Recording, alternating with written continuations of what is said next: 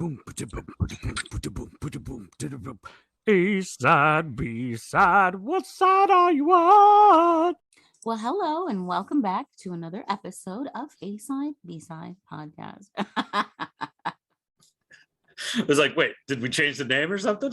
I was trying to That's see okay. Like what you would do. I was also sitting here trying not to sneeze because I got that little tickle in your nose where at some point you're going to sneeze. And so as you're talking, my brain is like trying to will myself not to sneeze and get out of don't do it. Don't do it. Don't do it. Then I heard you stop. I was like, did I forget to say something? that dead air moment. Whose line is it? Am I supposed to be talking? Is it my story? Yeah. I'm always talking. Why? What's going on? I never stop talking. So went to Memphis this past weekend. Yes. I think I might have referenced it last week. Went to St. Jude. And while I was there, St. Jude Children's Research Hospital, which is amazing. If you have not looked into St. Jude, please do. I will post, I can post information and links on our website because they are truly an amazing organization. And of course, while I was there, I got to see several people that I was excited to see. Okay, first of all, Adam, and our time together when, you interviewed lots of people. So yes, I don't typically get nervous or excited. It's just like, hey, it's really cool to meet you, whatever. Yeah. I mean, you've had so many different interviews, but I mean, often that's over the phone too. So it's a little bit different in person. Right. True. But I will tell you, I did fangirl when I was in Memphis. So the Memphis has the historic Peabody Hotel, and they have this tradition, the March of the Ducks. So at 11 a.m. every single day, they march the ducks in, and at 5, and then the ducks swim in the fountain all day long, and then at 5 p.m. they march them out, and it is a huge deal. It is a spectacle. Like, people are lined up to see this, and they march them into the elevator. And he'll say, okay, pause for pictures, and they do it. Or he'll say, wave to the crowd, and they do it. They are highly trained ducks. Okay. Yeah. These ducks have got it figured out. They've got it. They're living the life. So on the roof of the Peabody Hotel, they have the Duck Palace. And so that's where they go at 5, and they're there until the next day. That's their little, it is their version of the Peabody. They have their own little place. So it's their off time. They're not on the clock. But you are allowed to go to the roof and see, because it's glass encased. But you are allowed to go up to the top of the Peabody and see the ducks. And so I did that. I went to the top of the building, and then as I'm walking, you have to go I don't know, a whole platform top. It's the roof, so you'd have to. There's a big open area, and then you kind of go around a corner. Okay. They also have a window with creepy kids in it. I don't know, Adam, you don't want to see that because it would give you nightmares. Creepy kids. This took a turn. It's like cardboard cutouts of kids, and they're just in the window. It's real creepy. That's anyway, very strange. Yeah, and apparently they've been there for years. But so I go around the corner, and I'm getting to this Duck Palace, and I see this really tall guy, and he's vaping, and I look and I go, excuse me, are you're, and I couldn't get it out. So I watched Married at First Sight from the very first season up through the 4th. Okay. And I was obsessed with it. I even applied to the show, was obsessed with it. The first season had a couple named Doug and Jamie. And if you watched Married at First Sight, you know about Doug and Jamie. Married at First Sight, the premise is these dating coaches. They tell you just literally weeks before that you're getting married on this certain date, and that's all. You don't know anything really about your partner. I think they tell you their name. It's been a while since I've actually watched it. I think they tell you their name, but you're not allowed to see a picture or anything like that. They don't give you enough information to try to find them, because the whole point is you're marrying them the very first time you see them. So Jamie and Doug were on the very first season, and she's talked about this and she regrets it, but it was perfect for television. It's great TV. The first time she sees Doug, she's like, oh no. And there's nothing, that's not like there's anything wrong with him. He's your average guy, but I think she was used to like athlete model types. So Right. when she first saw Doug, she's like, no, she literally cried on her wedding day. I was like, I can't do this. Oh man, that's hard to come back from. And he was so good about it. He was just like, I get it. This is hard. Like he was such a good sport about it. He didn't like get mad or anything. Like he was just such a mellow, calm dude. So of course, that was my show. Like I said, watched every single episode, like the very first season I was in it. So I saw Mm-hmm. him and I go, oh my God, you're, and he goes, he's like, yeah. And I go, oh my God, where's Jamie? Like I screamed it. And he just starts laughing and he points like right behind me. And I turn and she's like right there. She's smiling. I go, oh my God, Jamie, hi, how are you? And she's like, hi, how are you? And she like hugged me like we're old buddies or whatever. And I was like, how are the buddies? So that was my fangirl moment. I didn't fan over country music stars or anything like that. I fangirled over Doug and Jamie Heiner from Married at First Sight.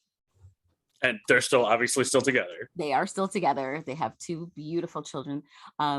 Jamie has talked about their experience with the loss of a child, their very first child. They did have a loss. And they've talked about that, which I think is amazing because more people are always afraid to talk about the loss of a child. And that's a very traumatic thing that like you shouldn't be shamed into not talking about. And I feel like a lot of people are shamed into not talking about miscarriages or stillbirths or things like that. So they had 3 beautiful children. 2 are still with us. And I just love the fact that I go, oh my God, where's Jamie? Yeah. Mm-hmm. I love that. Like, it's clearly not their first time. He's like, yeah, exactly. Just he knows what's happening here. This is a common occurrence probably in their lives. But they were the sweetest. I got a picture with them. I looked absolutely terrible. I didn't care because I was like, this is Doug and Jamie. So yeah, that's my fangirl story. Who gets dressed up to go to visit the duck house? I mean, come on. True. But yeah, it was a really funny experience. I met a couple of country up and comers. Well, Breland is doing really well for himself. Another guy named Shane Prophet is a really good up and comer. And Shane actually, one of the nights was an anniversary, a 60s anniversary dinner party because St. Jude was founded in 1962. And so it was like, hey, dress like the 60s. And so I'm getting on the elevator and I didn't have my glasses on and I didn't get contacts in time. So I just couldn't see like a far distance. And I'm putting on my big, 60s hippie glasses. And this guy says to me, hey, that's like the best outfit I've seen. You're a winner tonight or something. And I go, thank you. I said, the only bad part is I can't see because I don't have my glasses on. And then I get in the elevator and I go, I think that was Shane Prophet, but I don't know because I didn't have my glasses on. Couldn't see anything. So later I saw him in the night and I did have my glasses on at that point. And I was like, I got my glasses on, now I can see you. And he just starts laughing. And so I was like, hey, can we get a picture? And he's like, absolutely. And there was like a costume contest, but I didn't enter it. And he was like, hands down, you still got the best 60s outfit of the night. So I was like, that was really cool. Yeah. So if I ever get to meet him again, I'll be like, hey, you remember me? You told me I had the best 60s outfit. And he'll be like, yeah, of course I do. Right, exactly. He'll be like, absolutely I do. Yeah. But I had posted about it on my Facebook page and another country singer liked it. His name is Chris Jansen. And Chris Jansen's kind of, he's not like Luke Bryan or Blake Shelton, but I mean, he's a pretty big deal. So I thought that was interesting because I have no idea how he saw it on my Facebook page. And then, social media, small world. I know. And then Breland, who was actually at the ACMs, and I got to tell him, hey, guess what? I was the voice of the ACMs. He was a super sweet guy, and I got to meet him and get a picture with him and a couple other people. So there you go. That's my name drops. Well, and there was one more. Like, I know I saw a picture at one point of you're in the audience. You took a picture of the stage, And it was one of the strangest band pictures I've ever seen, because it looked like there were like 7 dudes with guitars all on their own stool and like nothing else going on. And I know it was like a bunch of different country artists, but it was just such a strange visual to see all these dudes, almost like there was like a, like they're all got their guitars like it was a, like high school talent show or something. Right. Okay. So the last night is it's like the final Angels Among Us dinner, and they presented an award to and they usually do, they'll present, so Randy Owen, this is another story. Okay, so I'm walking around St. Jude campus, and I see this guy, and I'm like, this guy has got to be an old school country singer, and I'm like, I recognize this guy, and it ended up being Randy Owen from Alabama. So Randy Owen actually is the reason, or is a good reason that country music is involved with St. Jude and raising money for St. Jude, because Danny Thomas personally asked him to get the country music community involved. And at the time, he's in Alabama, one of the biggest country groups around. So, yeah, pretty big deal. So Randy has been, with St. Jude for many, many, many years. And so at the dinner, he usually does like the closing, not ceremony, but there's usually like an award, and then he'll perform the closing concert, I guess, if you will. And so they presented Scotty McCreery, who was on American Idol? I think so. I don't know. There's so many shows. Like the singing and dancing competitions are just overwhelmed me. Like at one point, my brain was just like, I will delete all of this information. Right. And so he was on, I believe it was, American Idol, but he's doing some pretty good things. And he got the Angel Among Us award for St. Jude because he has done so much and dedicated so much time to St. Jude. Fundraising and promotion and awareness and things like that. Well, after that, there was a concert. So you had Craig Morgan, Scotty McCreery, and Randy Owen on the stage, and then behind them, they all had their guitar players. Yeah, it was a cool look, but it's like, man, it's a lot of acoustic guitars. I'm not sure what's happening there. It kind of looked like, for a split second, it was like the contemporary service. It was maybe at like 9:30 in between the two regular services, and every dad wanted to be in it, so there were like 5 guitarists. Right. No, so that was the picture behind that. That sounds like an awesome weekend. I did not do anything nearly that fun. Just a lot of work, and that's exciting. And I watched a lot of TV. I don't know. We've finally gotten some fall weather back here in Minnesota, so that feels like, although like 2 days ago it was 80 somehow again, but now this week it's like 50s and the cool, and like today's kind of rainy and gloomy. So this is my favorite time of year. So I've very much been trying to get outside and enjoy the crisp air and that sort of thing. Well, we have it until it gets so cold that the air hurts our face. Right. Which is coming all too quick. Way too soon. Speaking of, we are mid-October somehow already. I know. And that went super fast. And my oldest will be turning 18 the day this comes out.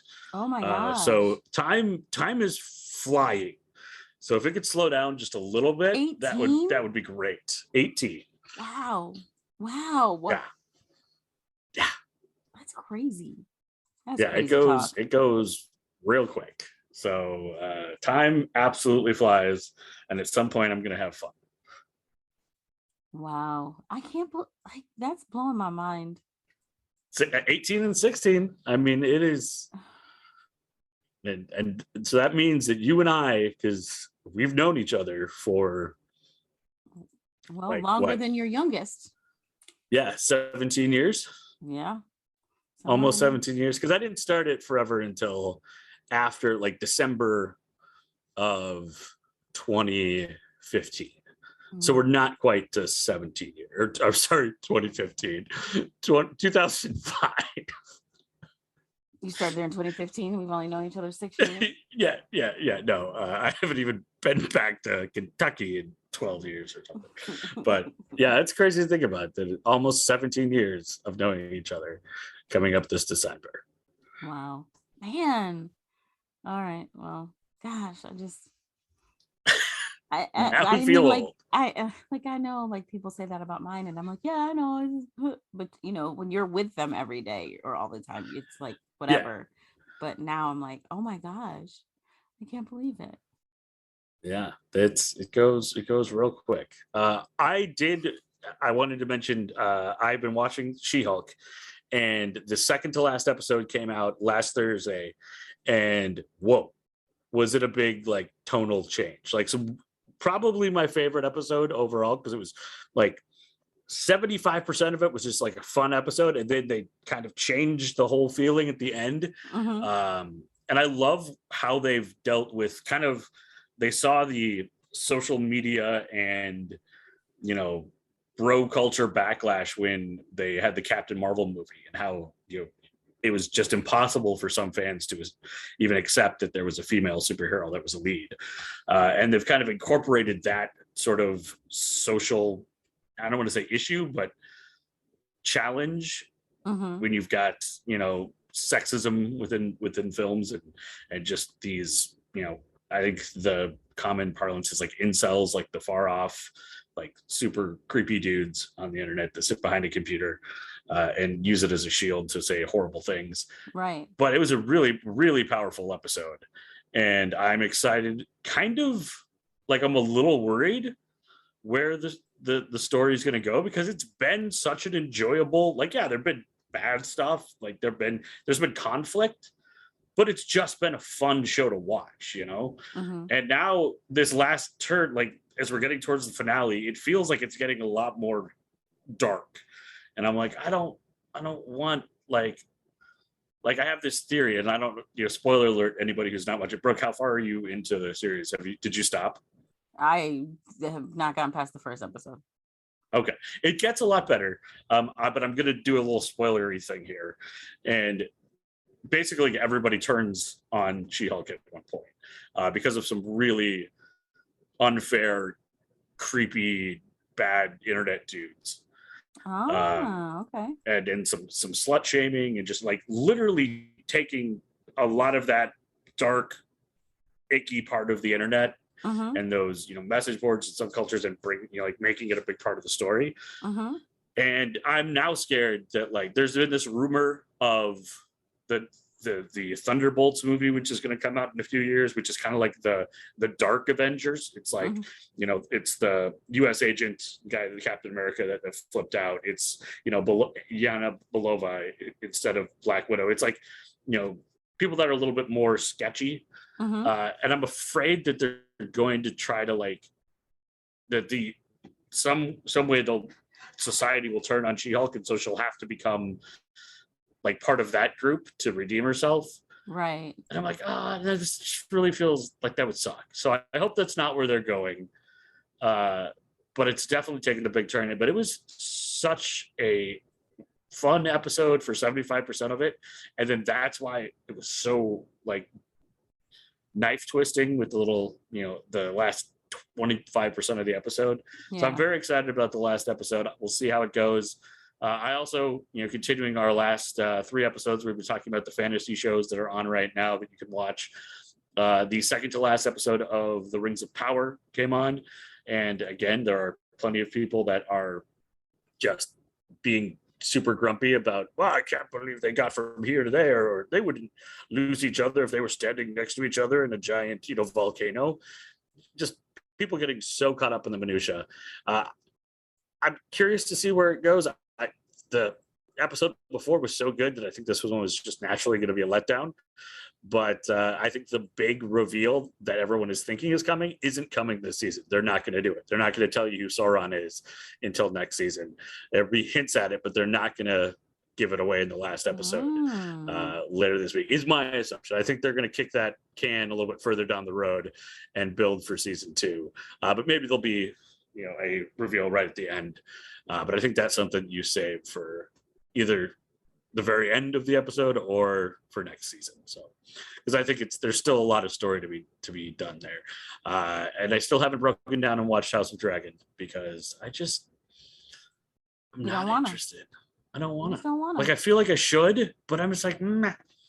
And I've been saving Andor because I'm gonna binge it in one day because I think we're up to 5. The 5th episode will come out like this week, so I think this weekend is when I'll tear into that and see if I can get fully immersed in that. I've heard really good things there as well. So,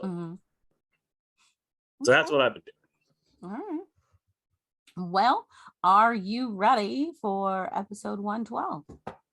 Yes, and that means that I start. So it's a good thing that I am ready to start right away. So I think probably anyone who knows me knows what today's A-side is going to be about. In fact, I got several text messages, like people I hadn't even talked to in a long time who were just like sending me their condolences. Of course, Angela Lansbury passed away this week. Yesterday. I told you like what my mom and I were saying. We were both like, oh, yeah, Adam's going to be upset. And it was a real bummer, honestly. But it's been, I think, one of the bittersweet things is any time an artist passes away, and then we spend 48 hours talking about all the stuff that they did, and then you don't even remember stuff, and performances you've forgotten about, movies, things that are upcoming that you hadn't even heard about. All this stuff comes out, and it's so exciting. But it's like, man, why does it always have to be a bad thing that gets this, the ball rolling for celebrating somebody's career like that? It's very bittersweet. But I mean, I have been I got home last night and just put on Murder, She Wrote and let it keep going. And of course, I probably am one of the few people on earth who owns a DVD of one of my favorite. I mean, The Manchurian Candidate is really good. We've talked about that in the past. Her performance in that was amazing. But growing up, one movie that we would get at Mr. Movies on take home when it was, movie night on a Friday was Bedknobs and Broomsticks. And to me, it doesn't get enough credit because everyone's like, oh, well, it was just sort of a Mary Poppins knockoff, and it didn't have Julie Andrews. And it still had, the dad, David Tomlinson, from Mary Poppins. And so it was kind of a rehash. And the irony is that Bedknobs and Broomsticks actually started production, and they had the script. They were getting everything ready well before Mary Poppins came out. In fact, they couldn't get the rights to Mary Poppins, so Disney was like, forget it. We'll just focus on Bedknobs and Broomsticks. And the Sherman brothers, who did all the songs for Mary Poppins and then Bedknobs and Broomsticks, wrote a bunch of stuff for Bedknobs and Broomsticks. And then we got the rights to Mary Poppins, so we'll do that one. And then they kicked the can down the road because they're like, well, we can't put them out directly after each other because they are a little similar. And so it wasn't until 1971 that Bedknobs and Broomsticks premiered. It was originally offered to Julie Andrews to play the lead character, but she was concerned about typecasting, so she turned it down. And then by the time she decided, no, I really should do this, she came back and they had already signed the contract with Angela Lansbury, so she couldn't get in. But one of those things where you're like, oh, I'm going to overthink it, and then turn out you really want to be involved with it. Bedknobs and Broomsticks loosely adapts 2 children's books from the 1940s. One, The Magic Bedknob, or How to Become a Witch in 10 Easy Lessons from 1943, and 1947's Bonfires and Broomsticks, both by English author Mary Norton. The film is, in my opinion, way too often people say it's just a Mary Poppins knockoff without actually giving it a chance. And there's a lot more to it. And growing up as a kid, I love Mary Poppins. My mom would sing Mary Poppins songs. Edelweiss was how I would fall asleep when I was a little kid. My mom would come and pat my back and sing Edelweiss, and I'd fall asleep. So I love Mary Poppins. But sorry, that's Sound of Music. Sound of Music. Julie Andrews, both. But I love both of those. But there was something different about Bedknobs and Broomsticks. And I remember that I identified more with the kids in this one, And I didn't really remember why until rewatching it. And I have a DVD because it was never at Target, but somebody bought it online and then returned it. And so it ended up on that clearance end cap with like the sticker that just kept getting, discounted. So I got it for like $3 like 10 years ago, and very, very excited about it. But it is also on Disney Plus. So if you're looking to check it out, the entire idea is that you've got these kids. It's happening during the Battle of Britain in 1940. So already the stuff we kind of hinted at with major, world events in Mary Poppins, we go full on dive into where these kids are being evacuated from London because the Blitzkrieg is going on and it's not safe. So they're getting sent out into the country and staying with just strangers, which, I mean, can you imagine if in today's day and age, if they were like, if the government was like, hey, let's send all the kids to the rural areas and don't worry, they'll get there and we'll find places for them. And people are like, people be okay. like, yo, okay, whatever. Yeah, I was like, we're not doing that. But these kids who seemingly have parents, but also kind of seem like they're orphans, never really addressed. But from the moment the movie starts, you've got the war as the background. These kids are sent off to the small town. The small town is just trying to find places for these kids to go. And there's a little old lady in town with a big house who they said, hey, you get 3 kids just because, it's time to do your part. There's even at one point, there was a law, like a decree that was passed. You had to do it. It was like, okay. So these kids end up with Angela Lansbury, who is known as Miss Price, who is a apprentice witch. So now we've got war, and we're just diving right into witch. So it's a lot different from Mary Poppins, where everything seemed a little bit more polished and cleaner and more about the interpersonal, relationship with the family and less about, this big event. But the entire idea of the film is that you've got this witch who's learning how to be a witch, who is trying to finish her correspondence course on how to become a witch so she can help with the war effort. Okay. Pretty big issue right there.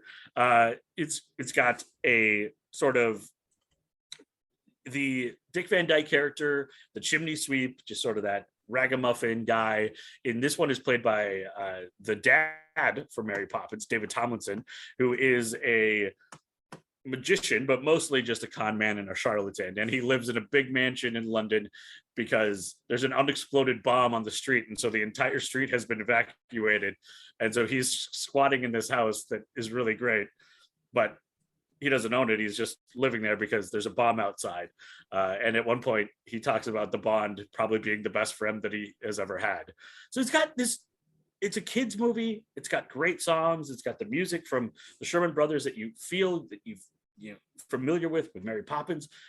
But the entire film has a darker undercurrent throughout everything, whether that is the fact that they're traveling to, when they first meet David Tomlinson's character, who is Professor Bloom, the gentleman who's supposed to be Professor Brown, supposed to be the head of the school, the correspondence school of witchcraft.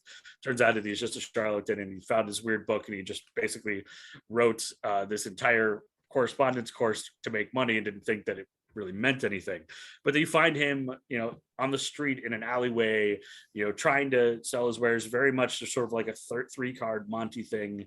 There's a lot more of a, that dark undercurrent where you've got a bad guy. There's a subplot where there's some guy named the Bookman who looks like a very old, like library guy, but is a crime boss of some side. And he's got a guy who's his muscle who's threatening people with knives. It's a very different feel. And I remember, to me, it seemed much more like an adventure. And Mary Poppins was a nice story. It was fairy tale, but it wasn't an adventure. And through the Bedknobs and Broomsticks story, where they get a magical bed and they fly into a storybook to get a magical a medallion that has the secret words on it. You've got a quest, you come back, and then just when you think, okay, well, that was fun, they did their quest. They, in the 60s and 70s, where Disney was really experimenting with the mixed media where you had live action and also animated characters working together. There's an entire, middle part of the movie where they're just go to this animated island and there's a soccer game that they have to play.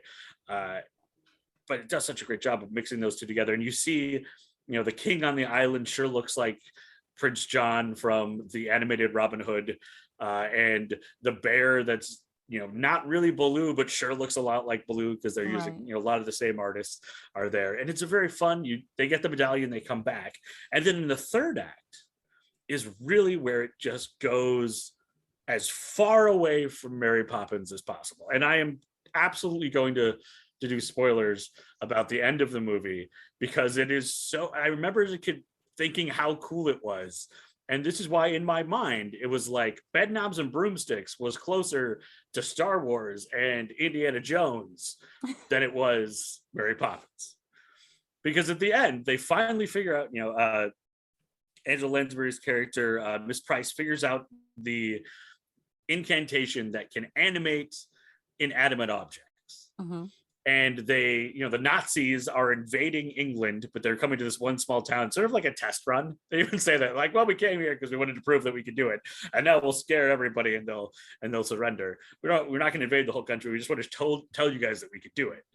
So the Nazis show up, everyone gets imprisoned in the museum, and then in the can you imagine Mary Poppins? She didn't have a broom, but she had the umbrella, leading an entire battalion of historic English soldiers, whether they are, guys that are dressed up in chainmail from like the Middle Ages to, Revolutionary War guys to knights from the Round Table era, and just hundreds of magical soldiers led into battle by Mary Poppins flying with her umbrella. Instead, it is Miss Price on her broom as the general leading a charge of magical soldiers that take on the Nazis and scare them out of this small town and send them running back into the ocean. It is so much fun and so absurd. But as a little kid, it was like, yeah, I can totally see this. Like, the Force is real. And also Angela Lansbury is a witch that commands an entire army of, inanimate suits of armor that chase off the Nazis. Why not? Of course. It is so much fun. But even at the end, the movie sticks with that sort of darker or more serious undercurrent that's been running through the entire thing. We're talking about war, kids that may be orphaned. We don't really want to address that. And at the very end, the David Tomlinson, Professor Brown, who becomes, part of the team, and there's basically the idea that they're going to be mom and dad for the kids. The kids even say, hey, we finally got a dad, without ever saying like, hey, our parents were killed in the bombings in England and we have no place to go, which is clearly what is, hinted at throughout the entire movie. And then Professor Brown at the end, after they've driven off the Nazis, he joins the military. The end of the movie is him marching off with the soldiers off to war, hoping to come back. It is a very serious coda at the end of a very fun movie, but the entire time you've got this undercurrent of war and loss and seriousness that belies all the beautiful music and the songs, the animated and the flying bed. There's so much there that I see now as an adult that I didn't realize why I loved it as a kid, because it is an adventure and it's so much more. It's like Chitty Chitty Bang Bang if they'd really done the book version, or, there was so much that they packed into this film that often gets written off as just a Mary Poppins knockoff. It is so much fun. It's available on Disney Plus. You can stream it right now. One of my favorite moments is that I watch everything with closed captioning because I always feel like I learn more. Oh, me too. I also love when there are like inconsistencies, like when the line is like, horrible and they say like blasted or something. It's like some subtle differences. But once the German soldiers show up and they speak German and they're invading the small town and they're having conversations between each other in German, the closed captioning gives you nothing. No. It just says speaking German. And it's not for like one scene or two scenes. It's a good 15-minute part of the movie where the Germans are running around, but they're like, we're just not going to tell you what they're saying. We're not going to break it down. Like if you know German, cool. But all you need to know is that they're German and it's bad. And the audience is like, oh, okay. Who knows what they're saying? Maybe they're just here to get like ask for a cup of sugar, but they're German, so they're bad. So we're going to do it. I love that. It made me laugh out loud, even though it was relatively, serious for, moment of the movie where the Nazis are invading. But it's a lot of fun. Also on our website, you'll have all the links to the stories about Bedknobs and broomsticks. There's, whether it was some of the things you didn't know, whether it was the Andrews connection, or that they, it was gonna come out before Mary Poppins, and it, ended up coming out later. Also, there is an article connected from the New York Times that will be on our website, which breaks down all of like Angela Lansbury's films, her best performances, the best moments, and where to stream them. So definitely check that out. Besides The Manchurian Candidate, which is amazing, I did not remember that she was in Gaslight, which has become, it's a 1944 movie about a man trying to drive his wife crazy so he can get her committed and get the family jewels. It's where gaslighting comes from. It was one of her first movie. It was her first movie, one of her first acting experiences, and she won. She was nominated for an Academy Award as Best Supporting Actress, and I had totally forgot that existed. But that's out there. It's actually available to stream right now on HBO Max as well. So it's so much fun to see all these things and be reminded, and to find out little things like in the new Knives Out movie, Glass Onion, which is coming out later this year. She's in it. As herself, which I'm like, that's super interesting. I'm excited to see how that's going. And I love how the IMDb listing doesn't say Angela Lansbury as herself. It says she's playing Angela Lansbury. So it's like Angela Lansbury is a character within that universe. It's gonna be a lot of fun. But if you're looking for something that is, longer than you expect, it's like 2 hours, and there is a director's cut out there, which is almost 2.5 hours, where they add some of they did a re-release in '96 with a lot of the things that they cut out of the original first one. So definitely check it out. It is a nice evening where you will smile and laugh, and also have a strange undercurrent of how people talked about the war at a different time. Okay. This is interesting. And it actually kind of ties in weirdly to the B-side. So Angela Lansbury, when she recently talked about how, I say recently, it was in 2014, she did an interview where she talked about how she actually left LA to get her daughter away from Charles Manson. She said that her daughter Deidre was in a crowd that was led by Manson. She said he was very charismatic, and she left LA and moved to Ireland, moved her family to Ireland, and could have basically lost her acting career because which obviously she didn't care about, because she's putting her family first, which is what you're supposed to do. But she had talked about how she left LA and moved her family to Ireland to get away from Charles Manson. She said she found a house in County Cork in Ireland. Man. Isn't that wild? There are also, like, just the Murder, She Wrote series itself, the fact that how many people show up in those episodes, and I read today that she would specifically find people that were from the older era of Hollywood who had like not done work in enough time where like the union contracts had changed, but once they were in a film, then they were able to get benefits again.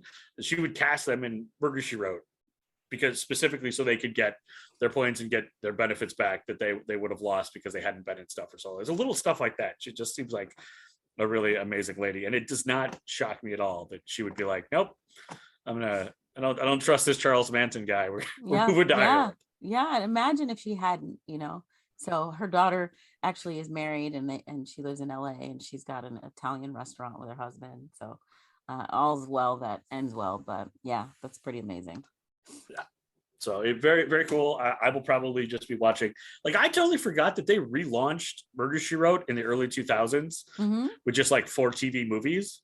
And it's so jarring because the filming techniques have changed. Just like the crystal clear picture, just like you're like, wait a second, that's Jessica Fletcher, but like it doesn't look right because they're using modern equipment, not late 80s, early 90s equipment. So just even that 10 years between like 93 and 2004 was a big jump in technology, and how jarring that was as well. But yeah, this 96 years, an incredible career and life. And also thank you for all of the texts that people sent me, worried that I was going to be pretty broken up. So it's been a fun celebration of some of her work, and I'll probably be watching Angela Lansbury movies for the rest of the week. So is that the A side? That is the A side. So Adam, I would actually need to look back, but I think that it has been a little bit since we've had a female. It's been a couple of weeks since we've had a female. Yeah, I think so. So why not? Why not talk about a female this week? I'm ready for some poisonings for monetary gain. Well, surprisingly, this week she not a poisoner. Oh, a little bit more drastic than that, and well, just wait and see. This week we are talking about the soap maker of Correggio, or if I say this incorrectly, I apologize to our friends in Italy. La Sopinafiatrice de Correggio, the soap maker of Correggio. So sounds good. Sounded really good to me. I thought it was very impressive. Okay, so Leonarda Cianciulli was born April 18th of 1894 in Montella Avellino, in what was then at that time the Kingdom of Italy. She was born as she's said to be the product of rape. Her mother, Emilia di Nolfinas, was forced to marry her rapist father, Mariano Cianciulli, when it was discovered that she was pregnant. So not the best start to things in life. Yeah, that doesn't seem like a real romantic. Hey, how'd you guys meet? Right. Well, we met on Tinder. No, not quite that. So yeah. She, like I said, had kind of a rough start to life. I'm sure finding out that story about your parents doesn't really, spark joy, as Marie. Yeah, it's gonna feed into some potential like, oh well, why am I here? Mm-hmm. So she actually, when she was young, she attempted suicide twice. She was unsuccessful. Well, in 1917, so that would make her 21, she married a registry office clerk named Raphael Pensardi. Well, her mother, Amelia, did not approve of the wedding because her mom actually had plans for her to marry somebody else. Leonardo later says that she thinks that her mom had cursed her and her husband, Raphael. Okay. In 1921, the couple moved to Raphael's native town of Lauria Pintanza, where Leonardo starts to get into some trouble. She's actually sentenced and imprisoned for fraud in 1927. Ooh. When she's released, the pair moved to Lacedonia Avellino, which was not too far from his hometown, his childhood home. So they're there, and while they're there, their home is destroyed on July 23rd of 1920 in the Irpinia earthquake. The Irpinia is described as one of the most destructive earthquakes in Italian history. Ooh. So their home's destroyed. They up and move again to Correggio, where Leonarda opens a small shop. She becomes really popular. She becomes really well respected within her neighborhood. Well, during the course of her marriage to Raphael, Leonarda has 17 pregnancies. 17 pregnancies. She loses 3 to miscarriage, and then 10 more die in their youth. So 13 children die on Leonarda, which resulted in the 4 remaining. She was extremely protective. Like when they say overprotective, I mean, like her picture's right there in the dictionary, overprotective mom, because I think understandably. Right. Yeah. Exactly. You can completely understand why. I cannot imagine the toll of the loss of 13 children would take on you. Yeah. Mentally, that's just so she's extremely protective of her 4 remaining children. And then on top of that, she had gotten a warning from a fortune teller who said that she would marry and have children, but that all of the children would die young. So not wanting this to be true, she visits a Romani palm reader who tells her, in your right hand, I see prison. In your left, I see a criminal asylum. So now she's been told she's going to prison, a criminal asylum, and she's going to lose all of her children. And her mom cursed her marriage. Right. And she thinks her mom has cursed her marriage. Not in a good mental place. Okay. No, that's like sometimes, like, I feel like maybe when you have mediums that are reading palms, do you think sometimes that they like feel like maybe I should just sugarcoat this? Mm-hmm. Right. Because like this person did not sugarcoat it. Not at all. Not even. They were like, on one hand, on the other hand, it's not gonna be great. Neither hand is great, so pick one. Oh, yeah. In 1939, Leonarda learns that her oldest and favorite child, Giuseppe, has planned to go into the Royal Italian Army to prepare for World War II. He wanted to do this because he wanted to do his part to help his country, which is like, I mean, you know. Hey, we just saw it even in Bedknobs and Broomsticks, the military's recruiting. Right. So she was determined, you know, again, she's overprotective. She's like, I cannot be losing my children. So she decides to protect him at all costs. Now, keep in mind, her mental state, not great. Okay. I feel like this is going to if I can't have you, no one can have you scenario. Well, it's not that, but she's just imagine all the depression, anxiety, everything that has that's contributing to her mental state, right? Absolutely. So she says, okay, well, to protect my son at all costs, it's going to take human sacrifice. So she finds her victims in middle-aged women, all of her neighbors in her area. That's a big leap. It's a big leap again. And I'm not saying what she did is okay, but again, her mental state, not good. The loss of 13 children. She's been told she's going to prison. She's been told she's going to a criminal asylum. She thinks her mom has cursed her. I mean, I can't even imagine like waking up every day. Yeah, it's a lot in the bad column. Yeah. So her first victim in 1939 was Faustina Setti, who was a lifelong spinster, which for you younger people, that just means an older unmarried woman. Or you don't even have to be older. It just means an unmarried woman. It feels like cat lady has become the modern, the new spinster. Yeah. Yeah.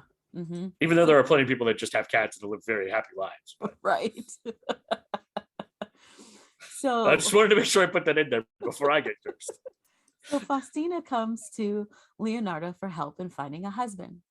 Leonarda says, oh man, I found the perfect mate for you in Pola. But she says, well, okay, here's the thing. You can't tell anybody that it's me helping you. So she said, but here's the thing. You're going to have to write some letters and some postcards to your relatives and tell them that you're traveling abroad to meet your suitor in Pola.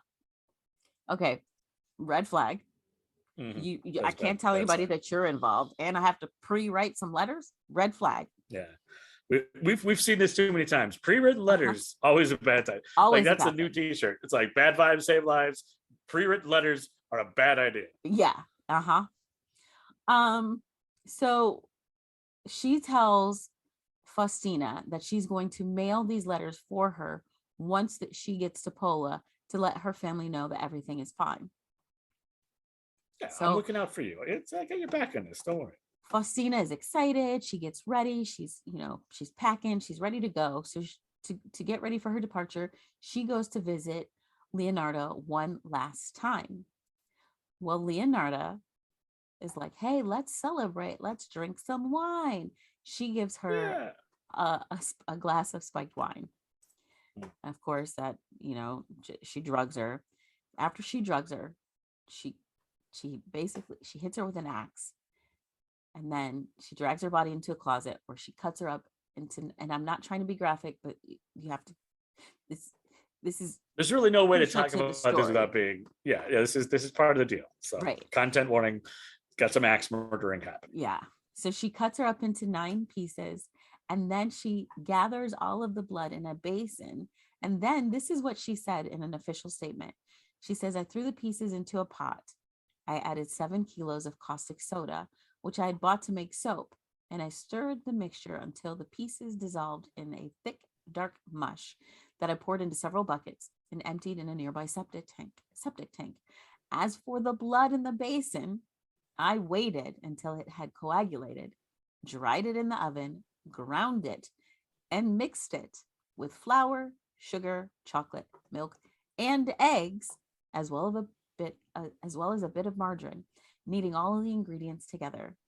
I made lots of crunchy tea cakes and served them to the ladies who came to visit, though Giuseppe, her son, and I ate them also. If I had known you were coming, I would have made you into a cake. She made her into a tea cake. Well, several tea cakes. Crunchy tea cakes, yeah. Yeah. And then serve them to the neighbor ladies. So if it's just blood, does that make her a vampire or a cannibal? That is a good question. Either way, ew. Send in your answers to aside-bside-podcast.square.site. So there are some people that say that after her death, she was able to receive 30,000 lira as payment for her services from Faustina. So you're thinking, oh, $30,000.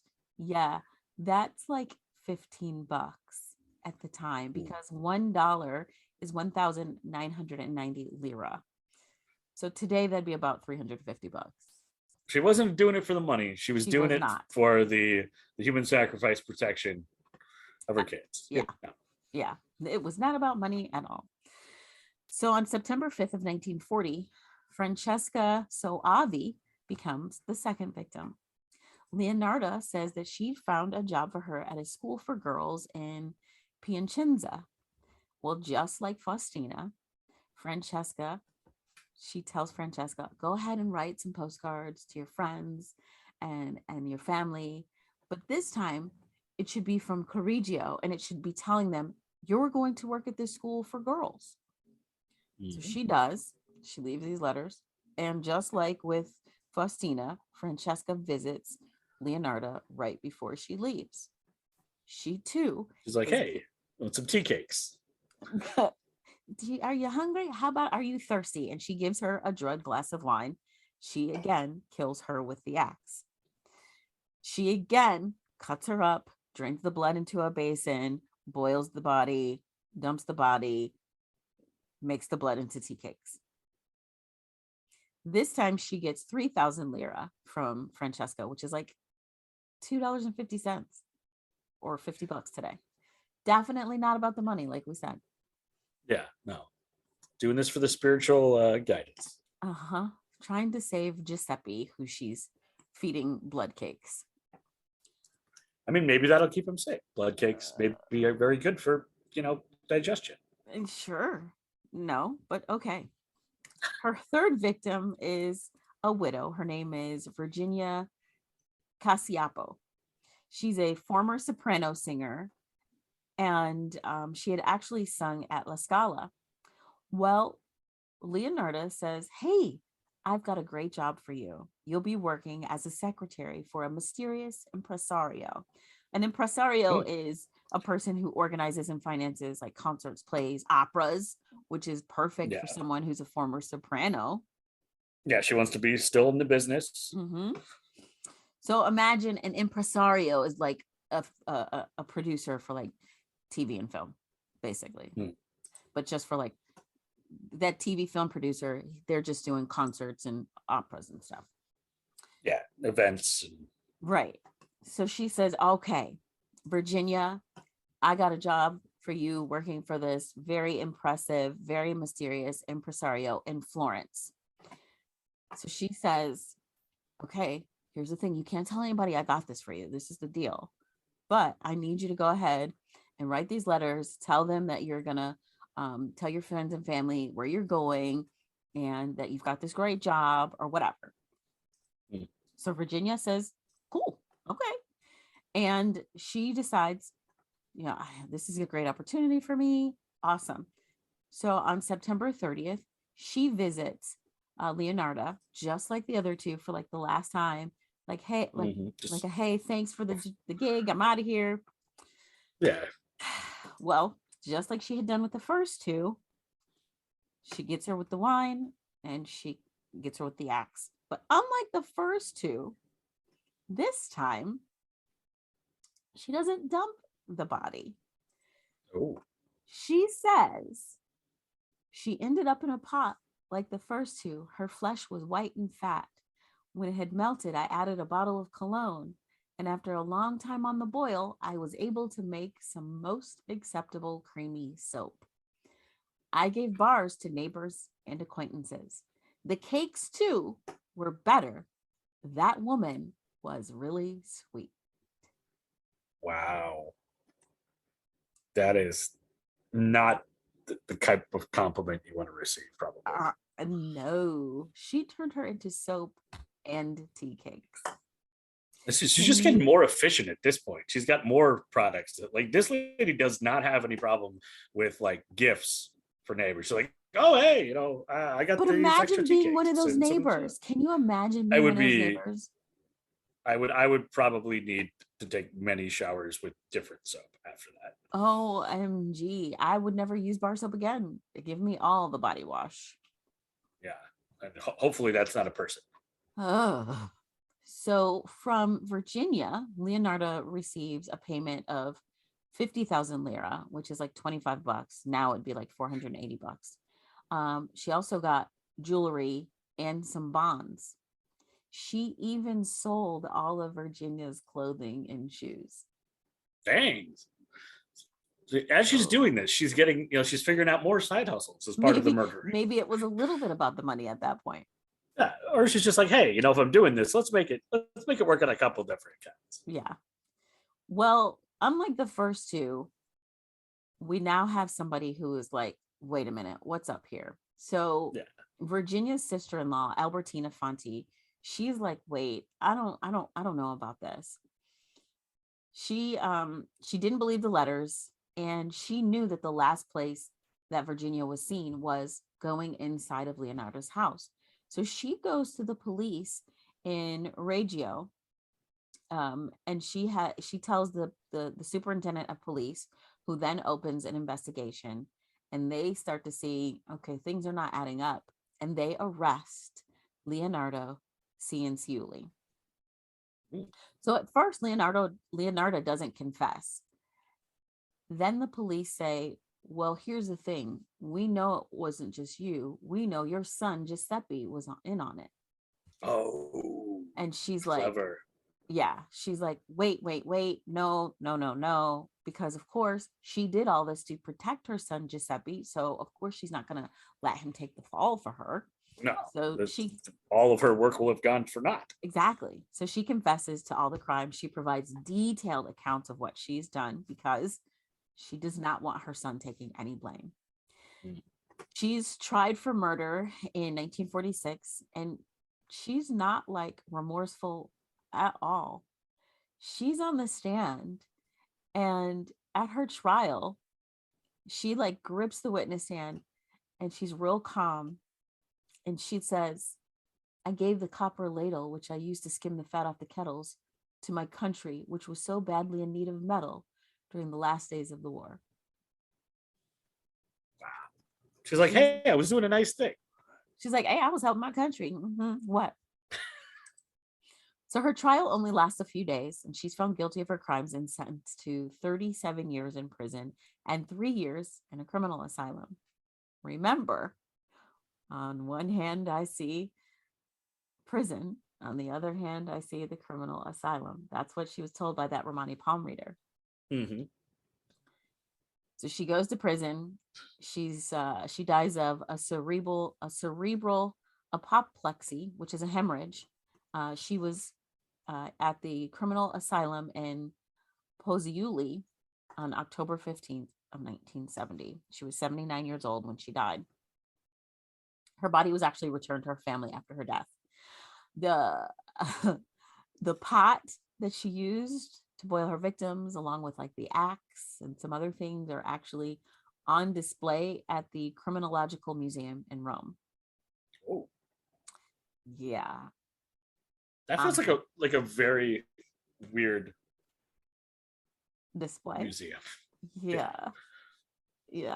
The picture is just like, oh, she used that to murder people. Okay. Mm-hmm. But then again, I thought it would be bigger. It's not as big a pot as I thought. People will buy the oddest things. I mean, people want to buy Jeffrey Dahmer's prison reading glasses. No, he didn't use them to murder people, but ew.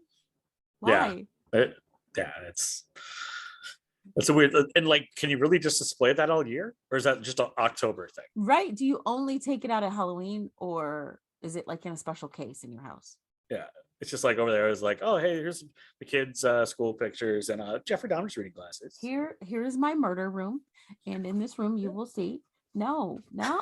This is where we do the murder.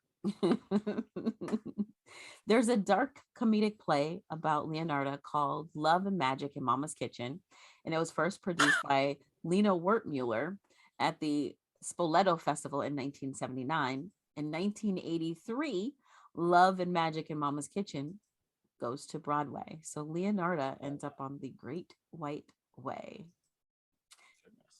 And from all her crimes, from tragedy to the Great White Way. There you go. That is the story of the soap maker of Correggio. Soap is so weird, man. She's classified as technically, I guess she's classified as a cannibal. See, I guess so. They're claiming cannibal. I feel like it's more vampirism, but whatever. Maybe because it's not. Maybe because it was just the blood in a tea cake and not drink. I guess, yeah. I don't know. I feel like vampires, like after hundreds of years of existing, would start to like experiment with their, cuisine. Well, I don't think so, because technically, if you're going by this traditional vampire, they have to get it hot, right off the source. Oh, you can't like freeze it and like have popsicles. No. I mean, I guess they do go to the blood bank, but I don't know. We're going off we are going off on a very weird tangent. So yes, but there you go. That is the story of Leonarda Cianciulli, the soap maker of Correggio, and that is the B-side. And really what it comes down to is don't mess with mamas, because they will do anything for their kids, including vampirism, cannibalism, soap making of people, if they think it's going to protect them. So if they think it's going to protect them. Yes, absolutely. There you go. That's the B-side. If you want to check out all of our links, all the background, like I said, in the A-side, we mentioned that there are a couple different articles about where you can find some of Angela Lansbury's films streaming. The sources for Brooke's soap making creepy lady are also going to be on our website. That is A-side, B-side podcast.square.site. You can subscribe to all of the various formats, whether that's Stitcher or Apple iTunes podcasts or Spotify. It's all on there. You can see our merch that we've got up. You can also get the link to buy Brooke a coffee, because she's got to do a lot of editing. And I think people don't realize how time consuming editing can be. I've been working on another project where I was editing audio, and I looked up and it had been an hour and I was on minute 5 of the audio, and I'm like, this is not a fast process. So a lot of work goes into it, and Brooke often does that just simply by mainlining coffee. So if you want to help her out, that would be great. And 112 episodes. We are somehow in the middle of October already. Time is flying, and hopefully we'll do another. I was going to say, like, maybe we'll know each other for another 17 years. And I'm like, well, that actually kind of seems low. Right. Aim like, higher. Aim higher than 17 years from now, Adam, because it's not a great time horizon there. So you're supposed to be midlife crisis, not, seventh inning stretch. So yeah, a lot of fun. And yeah, I think I rambled my way through all of the things. What did I miss? Nothing. You nailed it. You nailed it. Good job. Thank you. Good job. All right. Here's to 112 and 112 more. Thanks, Adam. Thank you, Brooke.